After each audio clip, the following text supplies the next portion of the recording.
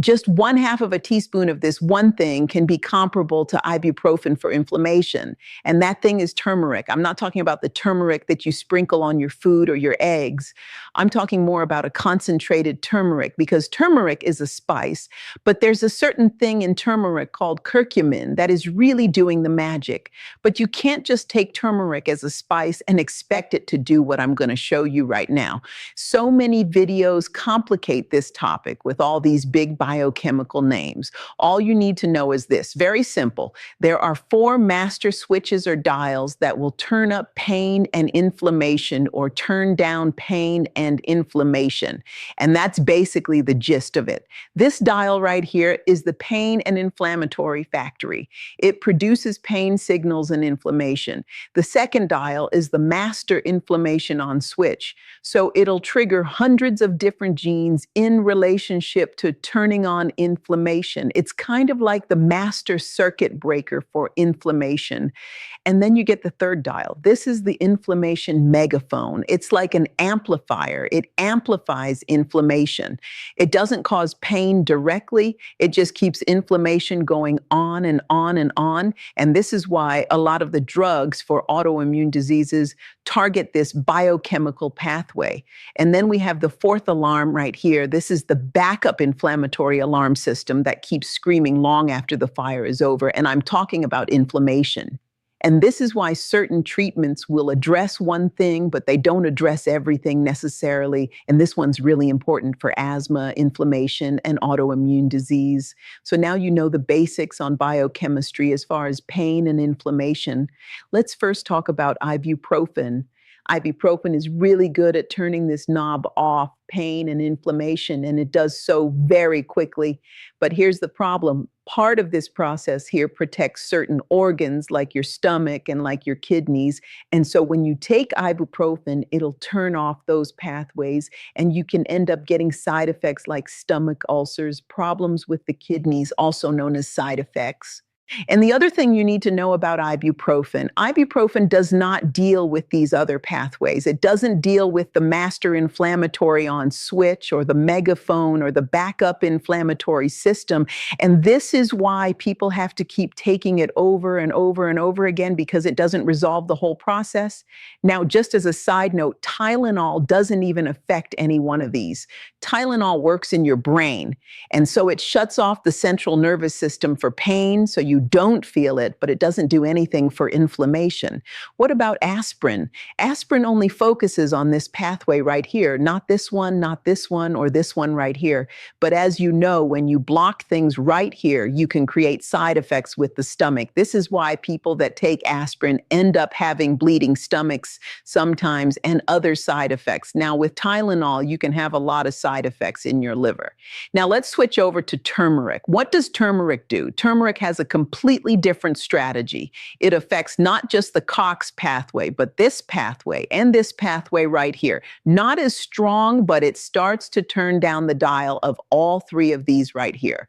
And the research, which I'm going to share in a minute, involves taking 1,500 milligrams with black pepper, because black pepper helps the absorption of turmeric.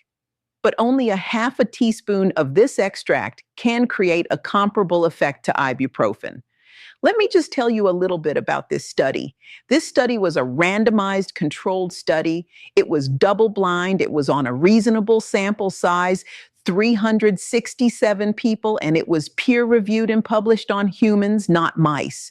And it showed that concentrated turmeric, curcumin at 1,500 milligrams with black pepper showed comparable effects to ibuprofen. But the biggest thing that I think you need to know is, without the side effects that you would get with ibuprofen, there's a couple other things that I want to share with you. Extra virgin olive oil does mimic some of the effects of ibuprofen at the molecular level. Not as strong as ibuprofen, but it turns down the dial. And so this is why I would recommend using this on a regular basis on your salad. And as a fun fact, do you know that little tingle that you get in the back of the throat when you actually consume the real extra virgin olive oil? Did you realize that if you took liquid ibuprofen, you would get the same effect on your throat? A couple other things. Ginger is kind of an unrecognized, under-acknowledged remedy for this pathway right here, which is really good for turning down inflammation. This pathway is like the amplifier of inflammation. Also, this pathway is where the omega-3 fatty acid works. Like fish oil, cod liver oil will address this pathway, which helps reduce inflammation. Now, Humira addresses this one right here.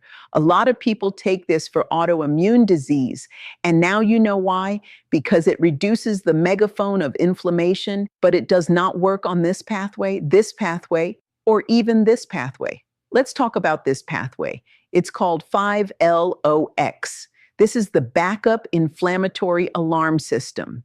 This is the one that can still activate even by shutting these off right here.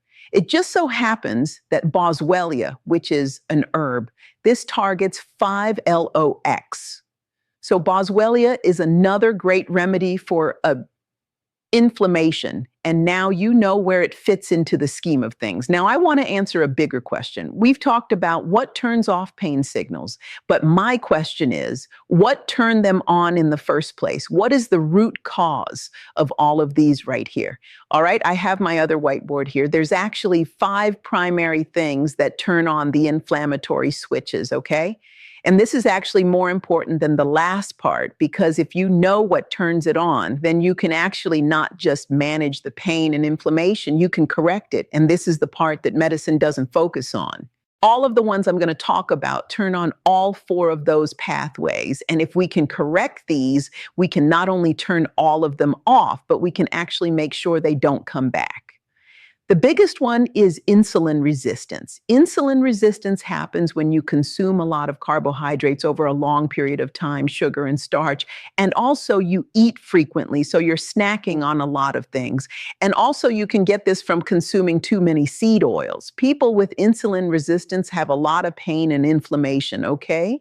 Number 2, mitochondrial damage can come from a lot of things. It could come from this chuckles, it could come from smoking, it could come from junk foods, ultra-processed foods, it can come from overtraining, not getting enough sleep, having a sedentary lifestyle. And then number 3, we have chronic oxidative stress. This could be from a lot of things. Toxicity, it could be from smoking, drinking, eating junk foods. And number 4, leaky gut. Again, this relates to things that you are eating. Ultra-processed foods, gluten can do it, and seed oils can create leaky gut. And then number 5, you have chronic infections. Like you could have Lyme disease, you could also have Epstein-Barr virus or herpes virus that can go in and out of remission. But what's interesting about that, people with chronic stress can activate these latent viruses that can come out of remission and create inflammation. But what's interesting is these are the 5 things that turn on these switches. And so if we're going to use medication to turn those off and get side effects and ignore these, then we're really missing the boat. So if we look at these, we want to correct them with going on a low-carb diet, okay? Because that's how you correct insulin resistance. You have to give up something called ultra-processed foods, aka junk foods. You want to do, of course, intermittent fasting, very important. Intermittent fasting is probably one of the most powerful things to reduce inflammation that you can do. Your inflammation just goes away, your arthritis goes away, and then prolonged fasting is the next level anti-inflammatory, because I've had people with the most severe autoimmune inflammatory conditions completely get rid of inflammation by doing prolonged fasting.